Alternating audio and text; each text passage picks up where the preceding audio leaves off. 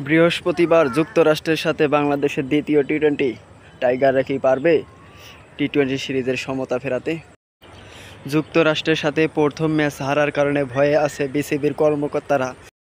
হারের ধরন দেখে প্রধান নির্বাচকের দুশ্চিন্তা।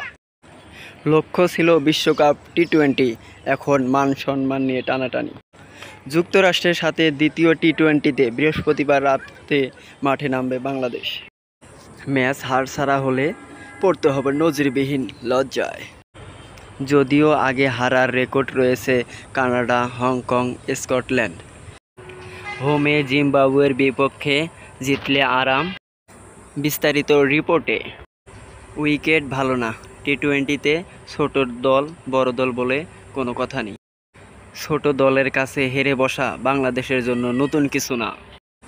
2014 টি-20 বিশ্বকাপে হংকং, 2021 বিশ্বকাপে স্কটল্যান্ড, 2012তে নেদারল্যান্ড, এবার বিশ্বকাপের আগে যুক্তরাষ্ট্রের কাছে হার। তারপরেও আশার নামই যখন বাঁচা, তখন খড়কুটো ধরে সিরিজ জয়ের স্বপ্ন দেখতেই পারে বাংলাদেশ। তবে বাংলাদেশের স্বপ্ন সত্যি করতে গেলে ওপেনিংয়ে লিটনের জায়গায় তানজিদকে খেলানো ছাড়া কোনো উপায়ই নাই।